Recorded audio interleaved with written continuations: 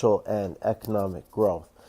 Toronto and Montreal have historically been the two commercial and economic centers or hubs within Canada. It's something which has led to resentment from other cities, other provinces within Canada, as western and eastern provinces both complained that the federal government has initiated policies which really benefit the growth of Toronto, Montreal, provinces of Ontario, and Quebec as a whole, at the expense of gains that could have been made by the rest of Canada. But Toronto has continued to grow over the past 150 years. A big issue came in 1998 when the provincial government decided that the currently existing city of Toronto would be merged with several other smaller municipalities to create a new city of Toronto. And then the province's plan was to take certain responsibilities and transfer them to this new so-called mega city.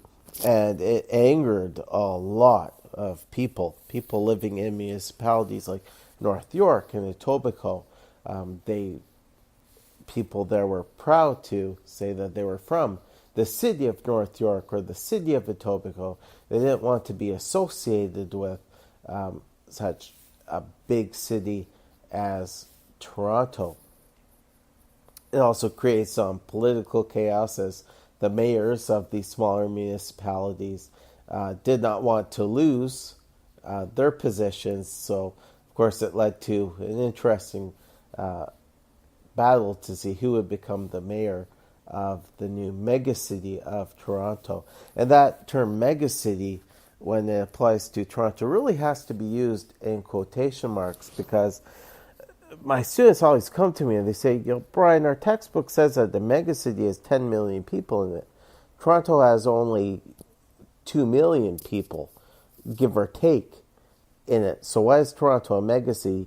And it really comes down to the fact that it refers to that time in 1998 when several municipalities were amalgamated with Toronto to make this larger city. Toronto is Canada's most populous city. Not only is it a major commercial and economic center for Toronto, it's also an important cultural area for Toronto. Toronto is a highly multicultural city, and that's a beautiful thing. When I'm on the bus or I'm on the street, and you see so many people of so many different backgrounds, it's like you're hard pressed to find two people in Toronto who are exactly the same. And so it's a culture shock for Torontonians when they go to other cities in Canada that are less culturally diverse. We have a very active entertainment scene. Right now, in the month of September, we have the Toronto International Film Festival, which is bringing in a number of well-known actors and directors showing off their movies, a number of which will go on to play in major theater chains and contend for Academy Awards, among other honors. In terms of Yonge Street, Toronto has several interesting streets. There's Queen Street, which is known for its nightlife, daily shopping. There's Bloor Street, there's the Danforth, but probably Toronto's best known street is Yonge Street. I want to say it's still the longest street in the world. It stretches far past Toronto's northern boundary. But when people think of Yonge Street, they tend to think of a particular stretch. the stretch which is within Toronto. Certainly between Eglinton and Bloor, there's been a good amount of development on Yonge Street. I saw that this summer when I would take Victoria on a couple of walks, and it was interesting to see all of the shops and residential structures going up. But it's really that stretch of Yonge Street, which runs from Bloor to, I'd say, about King, that most people carry in their minds. This is where there's been the most hustle and bustle. And it's that stretch of Yonge Street which tends to show up the most in TV shows and movies. Thinking about the Edward Norton Hulk movie, when the Hulk was fighting Abomination, and the two of them were running at each other. It was that stretch of Yonge Street that they were running towards. There's been a lot of smaller businesses, big businesses there. My father-in-law years ago had a Mr. Submarine shop at Yonge and Elm. There's been stores like HMV. Sam the Record Man was an iconic location, and when that building went down, there was a huge debate over what to do with the huge Sam the Record Man sign, which consisted of two flashing records. It took some time before the city finally decided where exactly to relocate that sign to.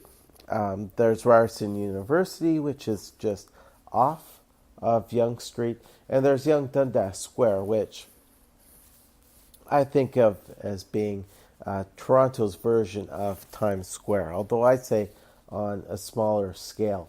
But right across from the Yonge Dundas Square, you have Toronto's Eaton Centre, one of Canada's and North America's major shopping malls. I do have to say that for all the attraction there is to that stretch of Yonge Street, it's also been seen as one of the dirtier or seedier parts of Toronto in the past. But I'm seeing a lot of change going on that stretch. A lot of condos and commercial complexes combined going up there. Like where the first few floors, you'll have your big box type stores, but then going up from that, you have these huge condos going up. And so I see a lot of people getting pushed out. And at the one time, on one hand, it's nice to see that there's some cleaning up going on this part of Yonge Street. But at the same time, I know that it's also pushing out a lot of the smaller individually run businesses.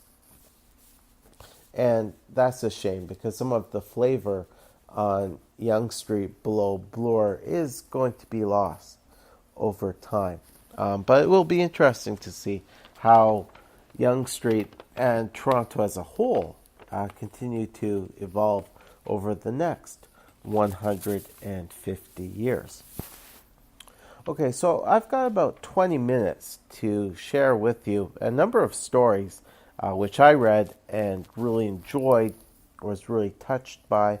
I'm only going to give short synopses of these. I want to say the longest story that's appeared in any of the volumes has been 10 pages. It's really nice.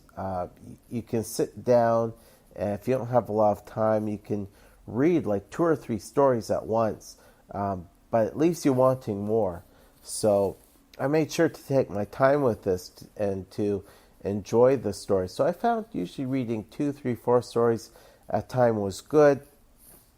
I go do something, clear my head, and then I enjoy coming back to one of the volumes later. And you do see some recognizable names in the volumes. For instance, there's the story Date with the Majestic Rat by Jason Liu. And the Majestic Rat is the pitiful human lizard's best friend. He wears a a cobbled together homemade outfit. He takes his name from the fact that he wears a crown on his head, and he communicates with his loyal rats, who have been covered with some sort of goop that allows them to understand his instructions. And they're very loyal. They know that he cares for them, and he's often sending them on missions to deliver an important message to the pitiful human lizard. But, of course, the people on the streets of Toronto are quite disgusted to see these rats running through the streets. This is just a really nice story showing the majestic rat going on a date. And although he's the hero, the gentleman who he's seeing for his date is not really impressed with the rat. So there's that neat twist there. A possible love interest not being so attracted to the hero. It's also neat seeing a supporting character have a starring role in the story. You do have some really neat superhero-centric stories. There's Major North by Sam Noir and Christopher Yao, in which Major North is the living embodiment of the Canadian spirit. And the problem is the villain in the story has manipulated, subverted the Canadian spirit, and so Major North has to find a way to get his powers back and turn things around. I'll be talking about Sam Noir and his work in a separate episode of Comics in History. I first found out about Major North because Mr. Noir actually had the story reprinted as its own separate, 8-page booklet with the full-color cover by Christopher Yao. And this story was so neat. If there was an ongoing comic about Major North, I'd easily pick it up in a heartbeat. There's a story, Hero, by Mark Fu and Greg Jensen. This story was actually included in a sampler which I picked up on Free Comic Book Day. And it's really neat. It's about this young man who's in his apartment and he's putting on his homemade costume, and he's telling the reader that he does not have a tragic origin, but he's going out there to be a hero because it's what the people need. And he opens the door to go out into action, and there's something really interesting outside. I'm not going to tell you what it is, but it just made me laugh. A great twist on, the classic superhero trope. The hero has this serious inner monologue and then goes out into action. And here the story ends a little bit differently, but really, really funny. There are some neat stories about the TTC, Toronto's public transportation system. Torontonians seem to have a real love-hate relationship with the TTC. I mean, it's something that so many Torontonians need to get around the city, because there are parts of Toronto that are so busy that it's not really conducive for driving. So you really want to take transit, plus to help save the environment. But you'll often hear Torontonians complain about issues they have with service, timeliness in which the vehicles operate. There's a really neat story, though, called Signal Problems by David Namaseto. And it suggests that when there are delays on the Yonge University subway line, the delays aren't due to mechanical problems, they're due to supernatural phenomena. And the story also suggests that TTC operators are more than just streetcar and subway operators. They are heroes in themselves. My brother is a big TTC fan, so I made sure that he read this story, and he really, really enjoyed it. There's really neat stories in Toronto in which the architecture itself becomes